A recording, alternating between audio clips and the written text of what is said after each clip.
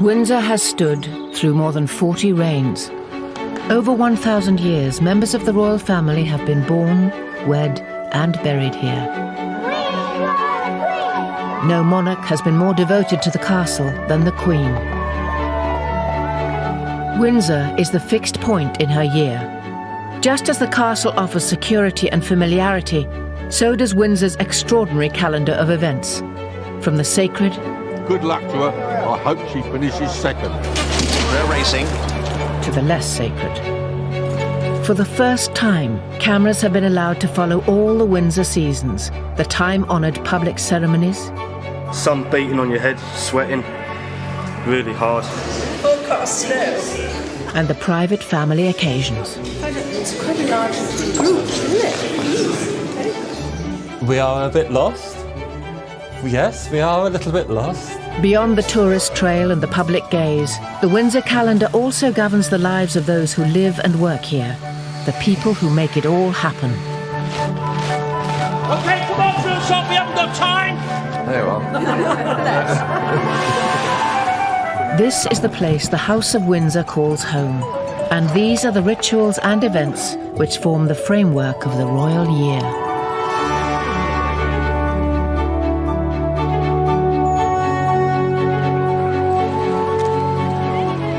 Another week of royal engagements is drawing to a close. The Queen and Prince Philip are in Hounslow, West London, to open the new wing of a Sikh temple. From here, they'll travel to Windsor for the weekend, just as they do on most weekends of the year. The 300 staff are always well prepared for the Queen's homecoming. Just got to check it out so there's no rips in it. As ever, Flagman Tony Martin is ready to herald her arrival. It's an interesting job, and there's not a lot of people can say they're the flagman for Her Majesty. I met the Queen when we got our Christmas presents, and I actually tell her, said, "Oh, you're the flagman, are you?" So she knows who I am. Some of the conditions have been really bad. Force 10 gales, rain, snow, ice, get all the weathers. Whatever the weather, Tony will stay at his post until the Queen is through the gates. Hello there, it's Tony again, behind the flag. Any updates? All right.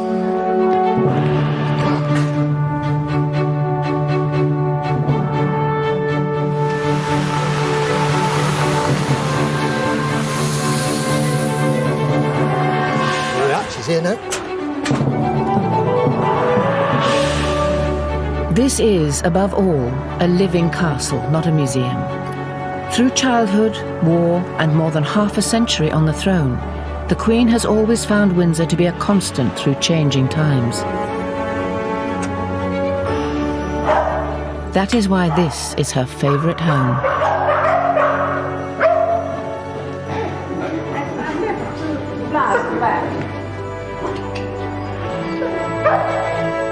It's nice having the boss back. Yeah, it is home to her.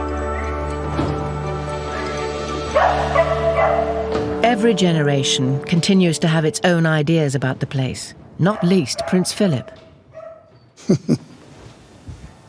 The original beds were rather sort of complicated, and they didn't seem to fit very well. And so I got an artist friend of mine, and together we made a model of this, of the whole of this, and tried various arrangements on it, and eventually settled on this sort of cartwheel thing with, these are all rose beds, which makes it, in a sense, relatively easy to manage. And different colours, but they sort of match each other. And then they built a pergola there because there's the orangery, which was unused, it made a swimming pool in it. We used to have Christmas here, it was very popular with all the young. It still gets used. You ever use it yourself, sir? Yes, I use it, yeah. Easter, and Windsor's royal year begins in earnest. Most of the Queen's family gather to spend the long weekend together and attend Easter Sunday service at St George's Chapel. Windsor's royal cycle begins once again. In our early years, the whole of the year was dominated by school holidays. So in practice, what we did was we came here for the Easter holidays, and we still do. In many ways, it works quite well because our children, knowing the routine, tend to come back for holidays, and the grandchildren get brought with them. And so it forms a nice kind of annual structure. For the next few weeks, by tradition, the Queen will conduct all her daily official engagements not from London, but from Windsor, during what is known as Easter Court. Today, the light cavalry are on parade in Windsor Great Park to receive a royal warrant from their Captain General. Windsor and the horse are inseparable. It's here at Windsor that the Queen trains and keeps the horses which she and her family ride. And 1, 2, 3. Terry Pendry, the stud groom, is in charge of all the Queen's horses at the castle. When she's down here with her horses, she is probably at a more relaxed state. And we, as her staff, must never forget that she is the Queen. And the right terminology is Your Majesty, and that's how we greet her in the mornings. Good morning, Your Majesty. Thereafter we call her Mom. Whenever the Queen rides here, Terry is never far from her side. Nothing goes on in his world without it reaching the highest level in the land. Right through to conception, right through to retirement, Her Majesty knows every single one of her horses and ponies. Not only does she know her parents, but their grandparents and their great-great-grandparents.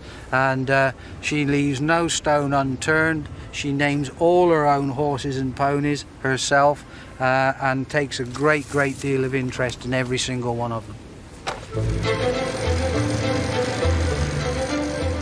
By early June, the Windsor seasons are moving on. No castle ritual is more colourful or ancient than Garter Day. The castle must be at its decorative best.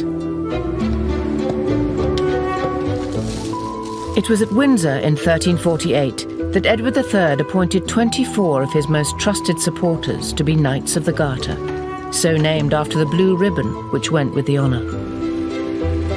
Monarchs have been appointing Garter Knights, never more than 24 at any time, ever since.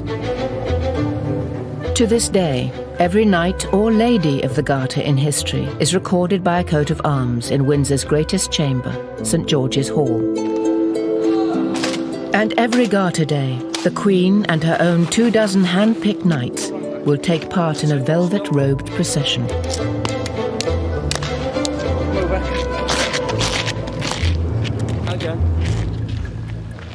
Getting it right is the responsibility of the Queen's Master of Ceremonies, Colonel Sir Malcolm Ross. Right, gentlemen, the Queen is coming down the stairs. The Garter Knights are in the hall. He is a firm believer in the wisdom of rehearsal. There is no book which tells me how to arrange anything. I wish there was, and perhaps I shall write one when I leave here. Present! My role on Garter Day really is the procession from the top of the hill, Windsor Castle, down through the lower ward to St George's Chapel. 3 carriages, represented by 1 car. A magnificent and very ancient procession, full of really the most distinguished people in the country, one way and another. There you are. Not everyone can attend rehearsals, so castle staff take the place of any key absentees. You did this last year, didn't you? No, I haven't done it for about... I was Queen last year. Deborah last year. Oh, you did it last year? Oh, yeah. Duke of Kent, Prince of Wales, Duke of Gloucester in the middle. Right.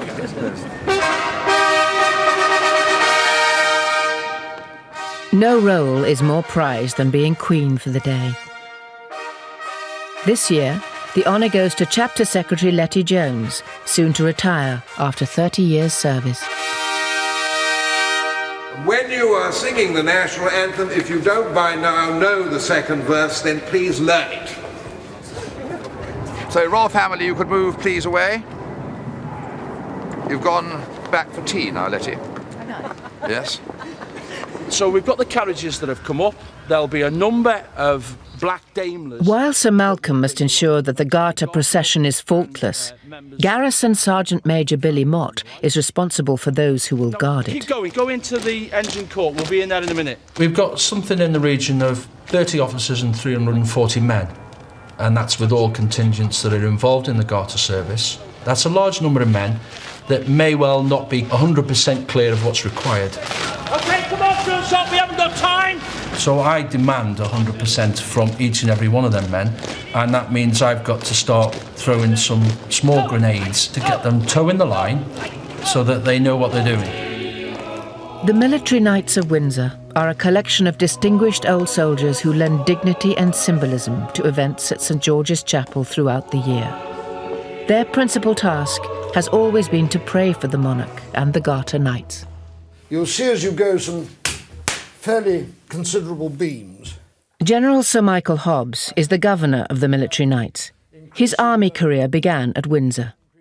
My first job was as a sentry just outside Henry VIII Gate. In those days, the sentries were outside the gates. And little boys used to come along and place matches, you know, in between your fingers and then set light to them to see if you moved. So it was tough. The Military Knights live inside the castle walls in a terrace of narrow houses with as many flights of stairs as rooms. Up a series of hardwood log stairs, as it were. It's hardly ideal accommodation for retired officers, some in their 80s. When someone rings the doorbell and says, "Can you come and see me?" it is 79 steps down before I actually get to them. And worse still, if they then want to go to the office, it's another 79 steps up. Garter Day dawns. It's a spectacle which always draws huge crowds, even if it means a long wait in arduous heat.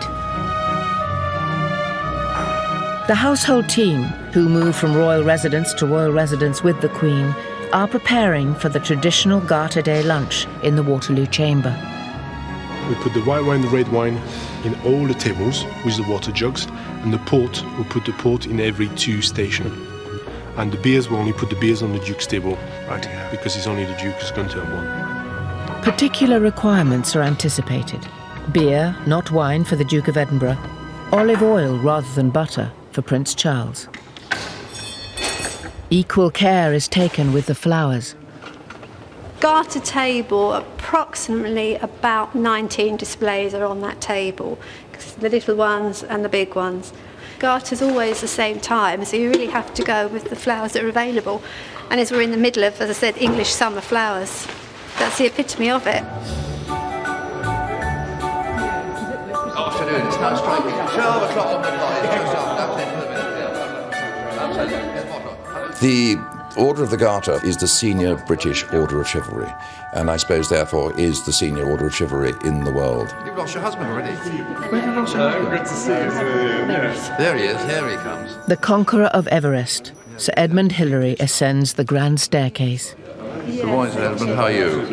Very nice to see you again. Would you like to sign the book while we've got you spare for a moment? The Garter Knights are former politicians, national heroes, and long-serving representatives of the Crown. No one forgets the origins of the order. There's an enormous amount of tradition in it, and I think it's a great mistake to just deride tradition. I think tradition is quite important in a country, and of course personally it's a great honour because it's the Queen's own decision. It isn't like the honours list, which is done by the government and so on. It's but the Queen's own personal thing, so it's a great compliment. The Garter robes are brought out of storage. Each knight will process in a velvet mantle and cap with an intricate arrangement of heraldic emblems. Barely visible will be the garter itself, worn below the left knee, and inscribed with the motto, Honi soit qui mal y pense, shame on him who thinks evil of it. Jeremy Bagwell-Purefoy prepares the regalia. They're garter colours, most of which have just been valued at about £250,000 each. That is the badge of the Order of the Garter, which is St George, and is actually known as the Greater George. And this one's the Duke of Abercorn's, and that's actually the oldest one we've got, about 350 years old. The last batch to be made was made about 100 years ago. They made 5. In the lower part of the castle, the other band of knights are making sure their kit is faultless. Right, are you ready to put this on? Absolutely. Have you got your bonnet is here, is it? Bonnet is there, yeah. The military knights will lead the procession. On a hot day such as Garter Day, the middle of June, it can be very, very uncomfortable. We're in the uniform, I think, somewhere between an hour and a half, 2 hours. You're all right, Peter. Stand still. Stand still. Okay. Then I'll adjust. One of the older military knights is Major Peter Bolton. He fought in special forces units across Europe in the Second World War. Okay. Yep. Smart as a button stick. Okay, I was going up in Garter, last Garter, coming up the hill there, jam-packed with people. Absolutely. And I was trying to find my way through. And I said, I'm an old veteran, medals are getting me down. And they parted absolutely. Everyone is seated punctually in the Waterloo chamber. The Queen does not like long lunches. Because the guests are usually the same, the Garter seating plan is rotated so that no one sits next to the same person more than once every 10 years.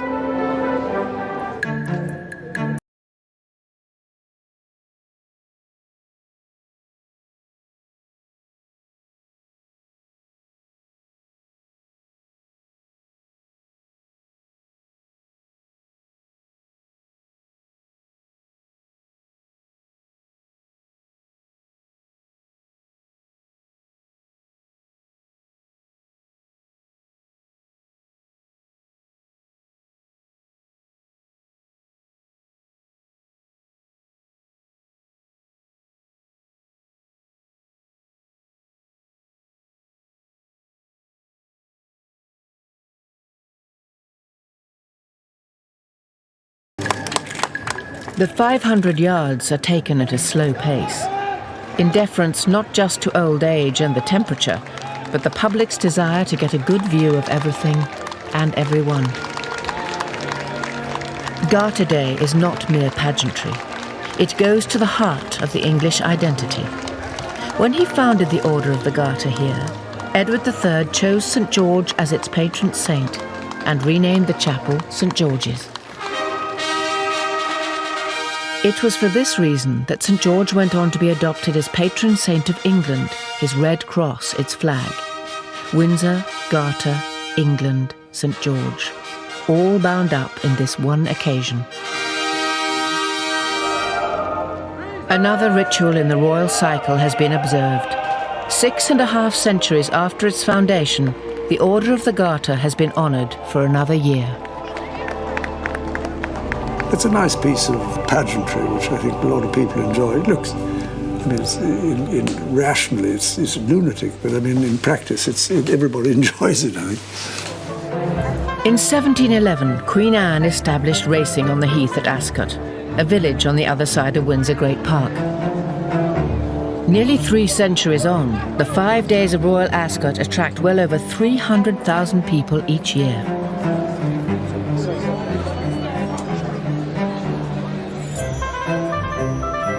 It is by far the biggest event in the racing calendar, and yet it seeks no corporate sponsorship. It doesn't need to. At the Royal Mews, the Windsor Greys are preparing to put on a show too. Philip Barnard Brown will be riding with them. They certainly know it's different than normal, and I think once we turn them around here and start to harness up or saddle up, there's a certain amount of expectation there also. So yeah, they do sense it. The coachman and outriders receive the list of occupants for each carriage.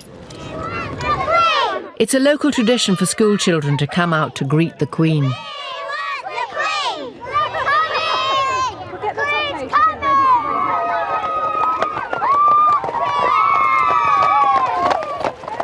The carriages are filled with the royal family and the Queen's house guests, many of whom are staying for the entire week. The racing gives all the guests something to do, because you know what it's like if you have a weekend or a week. People, if they wander about nothing to do, they become a nuisance. But that is a very... It forms the kind of bones on which the whole of the rest of the entertainment takes place.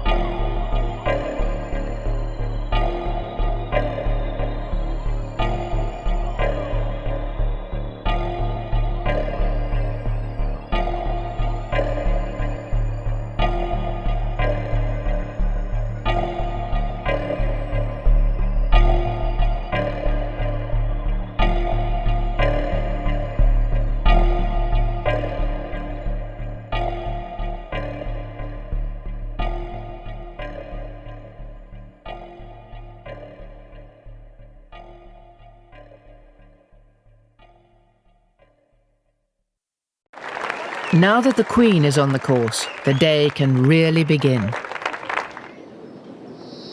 The Windsor Greys arrive home. It's been a long day for all those at the Royal Mews. It's a 9-mile ride each way. We've done it in just over 4.5 hours today. Yeah, it's hard work. We all sleep well in the evenings this week. He's yawning, he's tired. Was that hard work, mate? Was that hard work? Another day. And for the Queen, the most exciting of the entire meeting. She has a runner in the 4:20. Having taken one last look at promotion, the Queen returns to the royal box. Her trainer, Sir Michael Stout, is cautiously optimistic.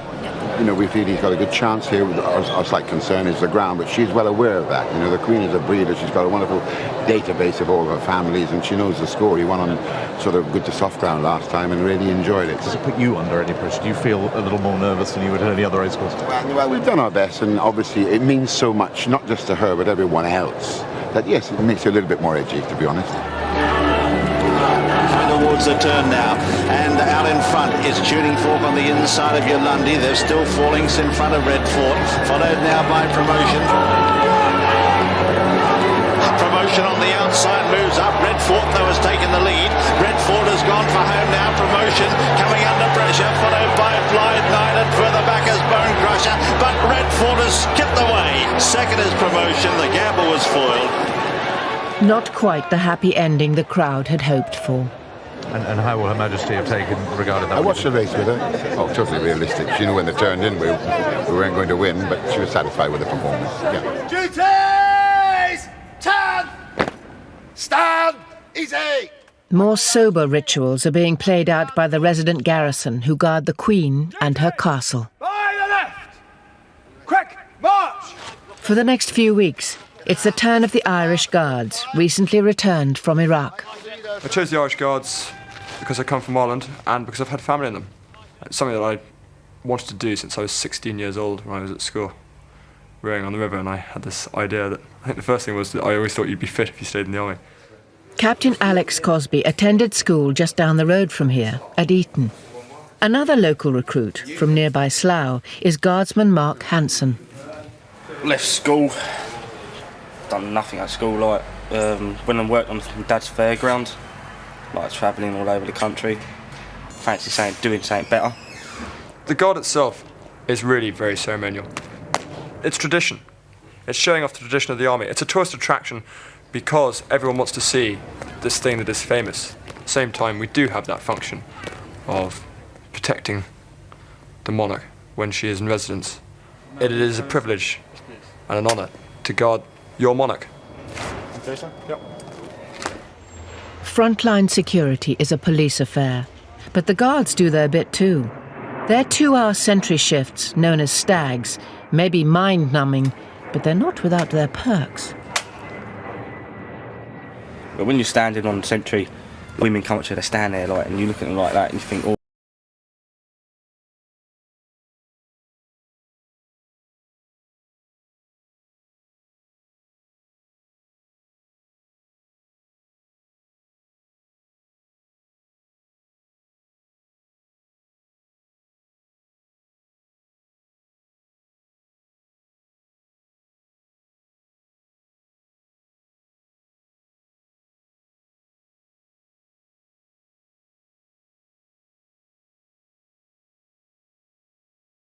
Is over, and today no one has left Mark a telephone number.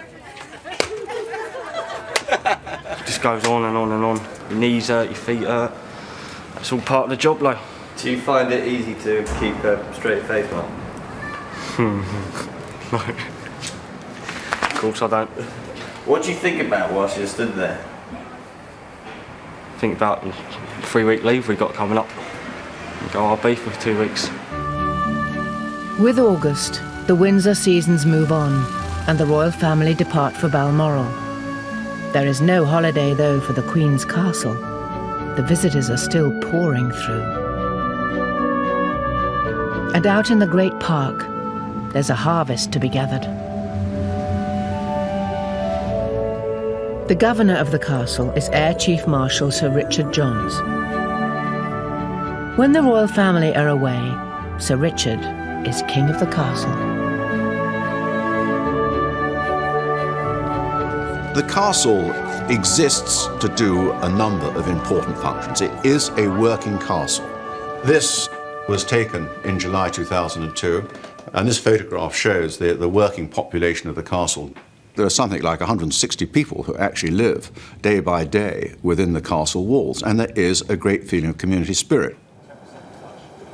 When the gates shut, Windsor's extended family come out to play at one of the governor's summer barbecues. Special burger in the Is this the best one? They're the very best. Quite clearly, the role has changed over the years. I mean, initially, this place was a fortress, and I guess my role, from being a sort of military supremo, has gradually evolved into the appointment that I now fill, which is formally as the Queen's representative in the castle. That's my job done. Tonight, bad weather has done nothing to dampen spirits as other members of the community help out. Stud groom Terry Pendry wears a favourite outfit. It's the best shirt I own. Barbecues and things like that, of course, yeah. It's the right shirt to wear, isn't it? As a busy, living institution, Windsor cannot afford to let time stand still. This is a place which operates on punctuality. The timekeeper is Steve Davidson. He is the castle clockmaker, but his task is not to make clocks. It is to look after the 450 already in existence. I don't like it when you've just got dead clocks sitting around. I can't stand seeing clocks just not doing anything. Clocks are definitely a sort of cheerful thing when they're ticking along. I mean, if you listen to it now, it's quite a cheerful sound. There couldn't be a nicer job for a clockmaker. Within the castle, there's some of the finest clocks in the world. The variety of clocks is enormous. I mean, I look after from very small clocks, which are really watches, up to a very, very large turret clock. I think I've got 7 turret clocks, and absolutely everything in between. Hello, Jim. How are you? Fine? There's clocks in nearly every department, so I probably know more people in the castle, more rooms, than almost anyone. One of the lovely things about Windsor Castle is because it's a royal residency, it's a home, it's alive and it's working. Everything in it works. And I can't imagine Windsor Castle any other way. Well, it's clock changing day.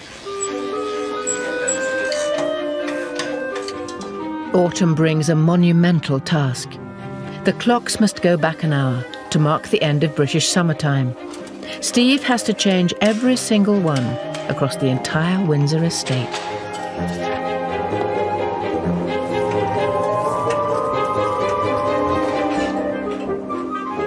These clocks don't just play tunes, they've inspired them.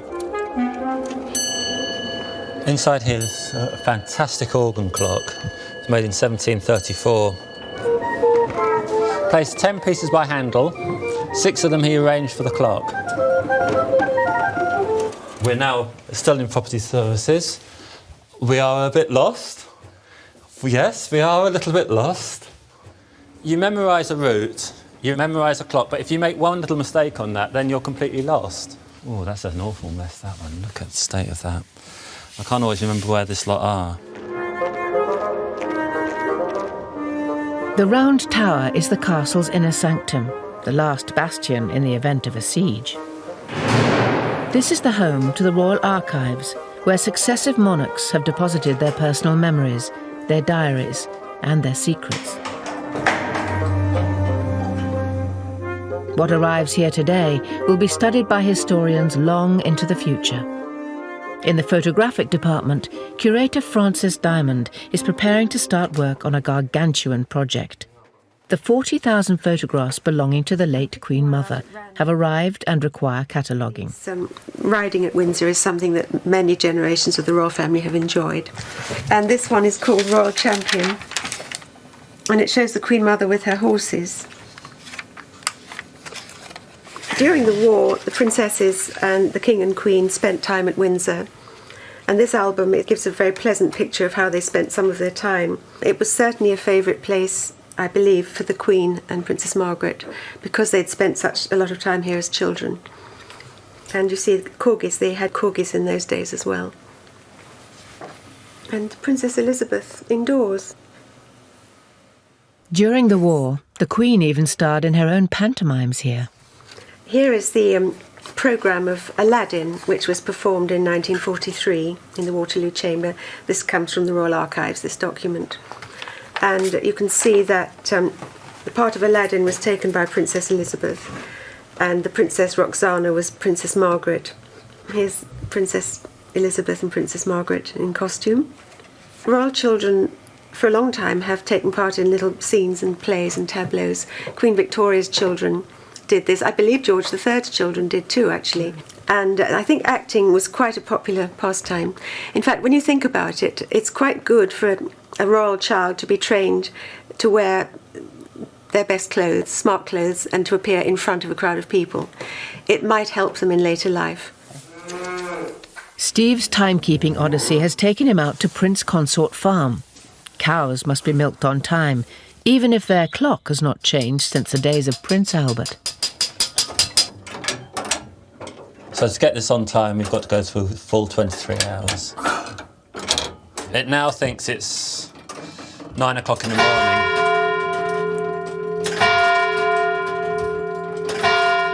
For most people, it's a little bit of a nuisance. They've just got to remember their clock. For me, it's a big nuisance. It takes me around about 16 hours to change all the clocks, and I work through the weekend. Well, this is all part of the castle. I tend to think of the home park as almost like the garden. Pulling over here.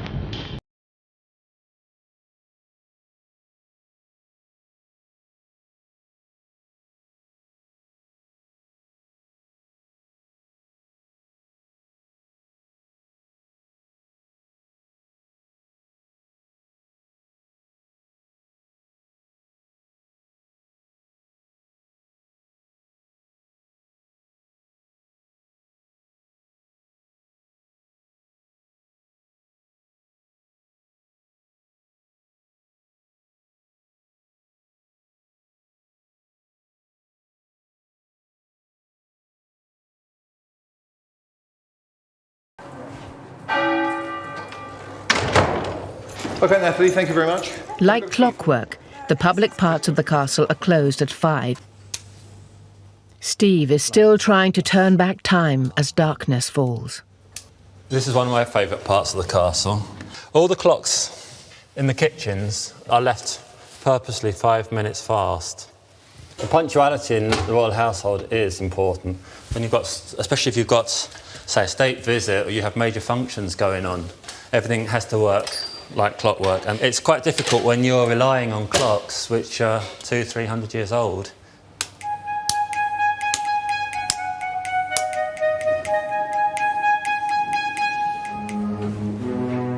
By late evening, the Queen's castle can be a lonely place. Beautiful French clock. I really like these large buhl ones.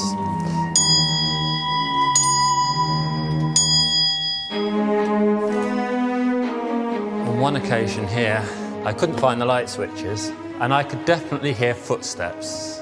I don't know if it was my overactive imagination, but I didn't feel very alone. It's the same time of year, and I stood there putting the clock forward.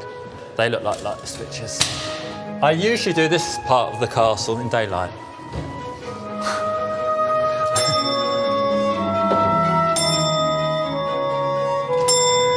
If you can imagine sort of standing here in the dark with just a little magnolite torch, with your imagination running wild, feeling cold and sort of... I'm waiting while the clock struck.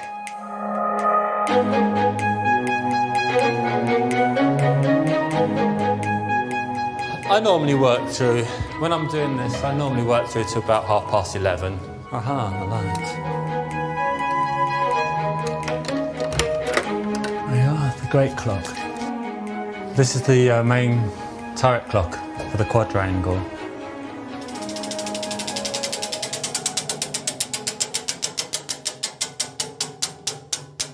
Hopefully we're okay. There we go. If not, I'll spot it in the morning. After 2 days and nights, Steve has Windsor back on the right time. Until, of course, it's time for the clocks to go forward again.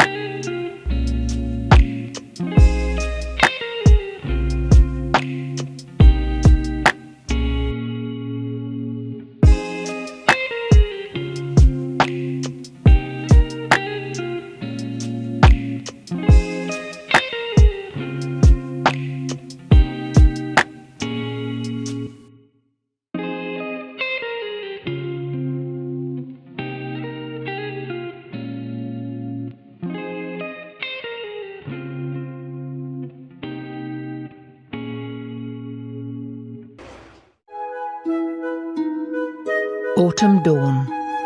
Stud groom Terry Pendry always likes to beat the overnight Heathrow air traffic to the tranquility of the park. Beautiful morning, the sun's just starting to rise. I've had probably about another 10 minutes. Often this time of the morning you hear the dawn chorus. Depends which way the wind's blowing, but the dawn chorus this morning are the Branson birds of the British Airways migrating in from the Americas. This is the largest lived-in castle in the world. The rest of the world come in on those tin cans to see what we've got here, you know. Tradition and history. If you're on a horse like this first thing in the morning, while you're in church every day of the year, I mean, I've got Her Majesty's trees, they're my cathedral. I've got the best stained glass window in the world. It's right above me. There we go. This is a special little corner of the Great Park, or should I say Home Park. There's only 3 horses buried here. The first one we're looking at is dear old Sanction. We lost him in the Golden Jubilee year. I think he read Her Majesty's mind. He literally, whatever the Queen wanted to do, he almost instinctively knew. He was a very, very dear, special old horse. There are just days before the Queen's return from Balmoral. Terry ensures that the 4-legged staff are ready. This coming weekend she'll be back, so yep, everything's tidied up, horses are prepared, ponies are prepared, ready for her when she arrives here on Friday. All year long, whatever the season, Windsor's part-time team of bell ringers must mark important royal dates. We hear that they appreciate our efforts, that they don't often come to see us actually ring, but they are around. Although it can sometimes be hard to remember some of them. We're ringing for one of the royal birthdays. Which one is it, Harry? Prince? We're ringing for Prince Henry. It's Prince Harry, isn't he? No, his real name is Prince Henry. Oh, yeah. Look 2, trouble going. Gone.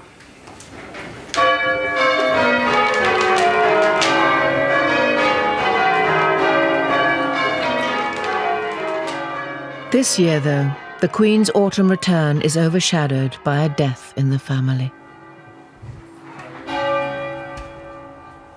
Princess Alice of Gloucester, the Queen's aunt, has died at the age of 102.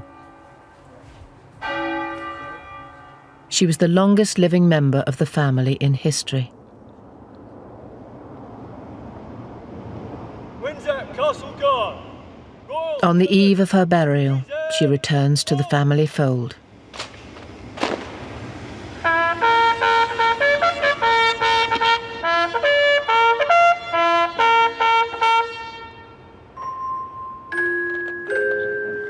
The House of Windsor gathers en masse at St George's Chapel. This will not be a state occasion, but a private funeral for a mother and grandmother.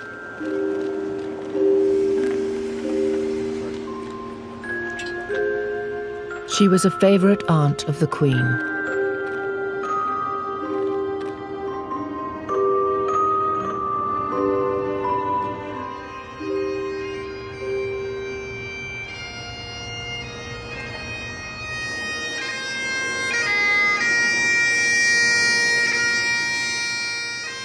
Princess Alice's son, the Duke of Gloucester, leads the mourners.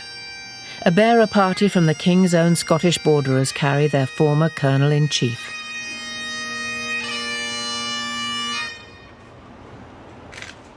The coffin leaves for the family burial ground just beyond the walls at Frogmore. Princess Alice will be buried alongside her husband, the late Duke, and her elder son, Prince William of Gloucester, who died in a 1972 plane crash aged 30.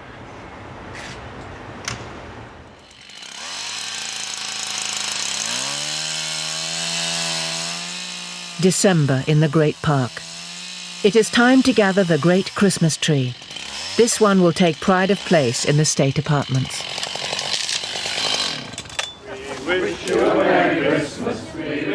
Windsor's royal year is drawing to a traditional close.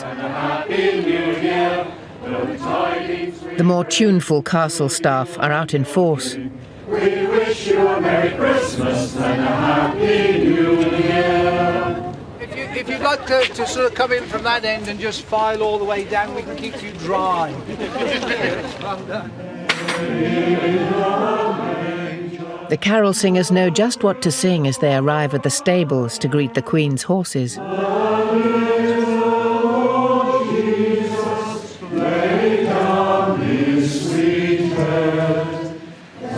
This is the second year that we've done this with the horses. Last year was quite a success, so it's grown from that.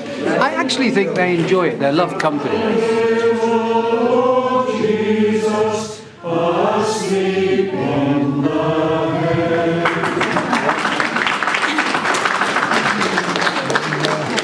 It's just for our little community. It's kind of the end of the season, ready to start the new one. Thank you very much. Stud groom Terry Pendry refuels the singers and sets them on their way. Someone else is expecting them. Oh, come, let us adore him, Christ the Lord. I love thee, Lord Jesus, look down from the sky and stay by my cradle till morning is time. Your Majesty, I think it might just be possible that you will have heard better quality music in the course of the last year, but you won't have heard any with more affection. We've come to wish you and the family a really happy Christmas and every blessing in 2005. Oh, that's very kind. Thank you very much. All right, would you like something to warm the throat? Might help. Actually, I thought that last time might have some general effect on the weather. I don't know whether you've seen the weather forecast snow. It's quite a large group, isn't it? Very good. This is another ritual, another of life's anchors for the Queen and her castle. It makes a great difference to the way in which Windsor evolves if you've got people living in it as occupiers, because there's a coherent community kind of sensation. So it makes a very, I think, organic system. And I think that's what gives it its attraction and its strength. It's a hierarchy. It's a living organism inhabiting this ancient establishment.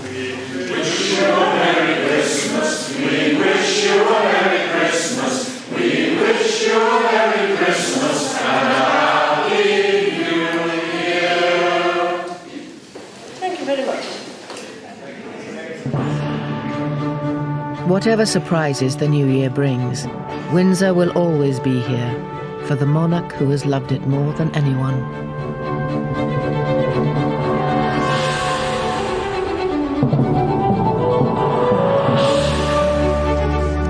This used to be arable all through here, so we decided to put it back to a deer park. Well, it's the Queen's back garden, isn't it? It's a very, very special venue.